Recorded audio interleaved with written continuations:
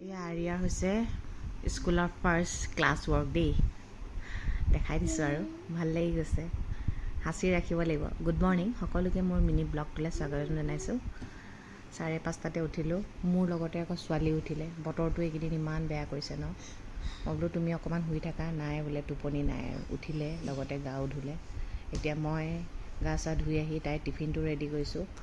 টিফিনত দিছোঁ আপোনাৰ বিস্কিট, কাজু বৰফি খাই ভাল পায়। তাৰপিছত 7:15 মানত বোলো ধোচাটো বনাই ভৰাই দিলেই হ'ল আৰু। তাৰপিছত মানুহজনৰ কাৰণে পানী গিলাচ যোগাৰ কৰিছোঁ, গৰম পানী। এইফালে ময়ো পানী গিলাচ খাই লৈছোঁ। আমাৰ স্বাস্থ্যটো ভাল হৈ থাকিলেহে আমি আমাৰ ছোৱালীজনীক ভালে ৰাখিব পাৰিম ন। এইফালে ছোৱালীজনীক খাবলৈ দিছোঁ, ধোচা খাইছে দেই ৰাতিপুৱা।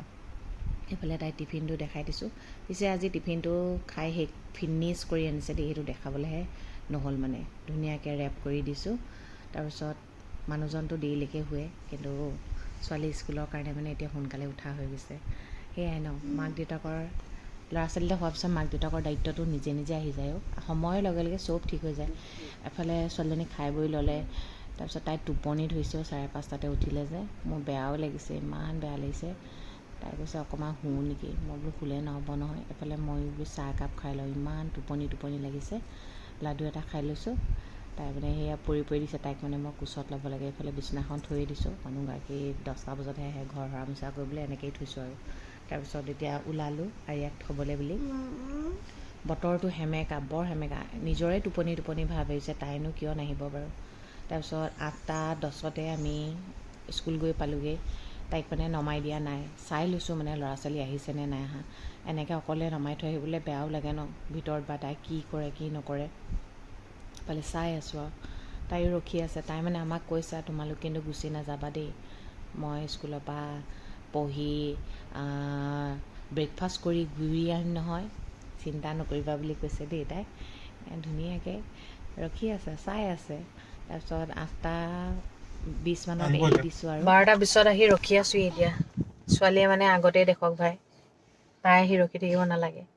অথনি কৈ পঠিয়াইছে নহয়, ৰখিয়ে থাকিবা তোমালোক।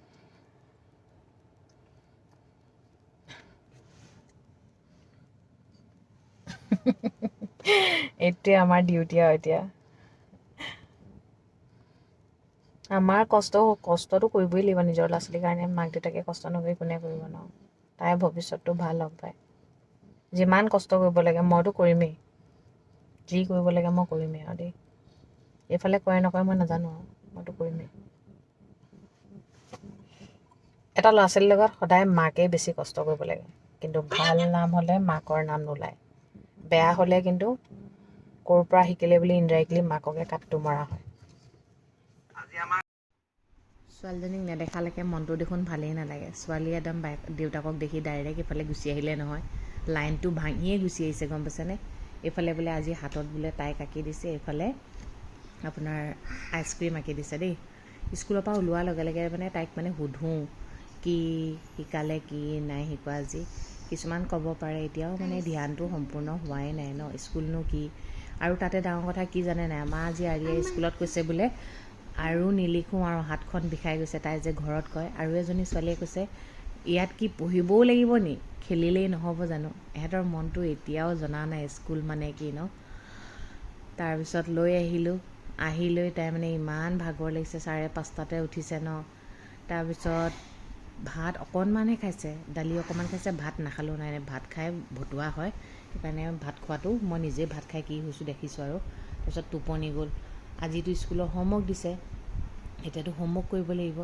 এইফালে হোমৱৰ্ক লৈ বহিছোঁ আৰু, ষ্টেণ্ডিং লাইন দিছে। এতিয়া তাই মানে ইটো দটৰ পৰা ইটো দটলৈ যাব লাগে যে, মাজে মাজে কৈ থাকে। মই তাইক কৈছোঁ এনেকৈ কৰিলেতো নহ'ব ন, স্কুলত যাব লাগিব, ভালকৈ পঢ়িব লাগিব। এয়া লিখিছে আৰু প্ৰপাৰ ভালকৈ ধৰিবও জনাও নাই বাৰু, তথাপিও আৰু লিখাইছোঁ আৰু তাইৰ কৰ্তব্য যিখিনি হোমৱৰ্ক দিয়ে কৰিবতো লাগিব ন। তাৰপিছত ভাতটো ৰেডি কৰিলোঁ, আকৌ ৰাতি সোনকালে শুব লাগিব, ৰাতিপুৱাতো সোনকালে উঠিব লাগিব। এতিয়া ৰেগুলাৰ ডিউটি এইটোৱেই, হয়নে নহয়। তাইৰ ভৱিষ্যতটো আমাৰ হাতত আছে। যদি আমি প্ৰথম ষ্ট্ৰং নহওঁ তেনেহ'লে তাইক কেনেকৈ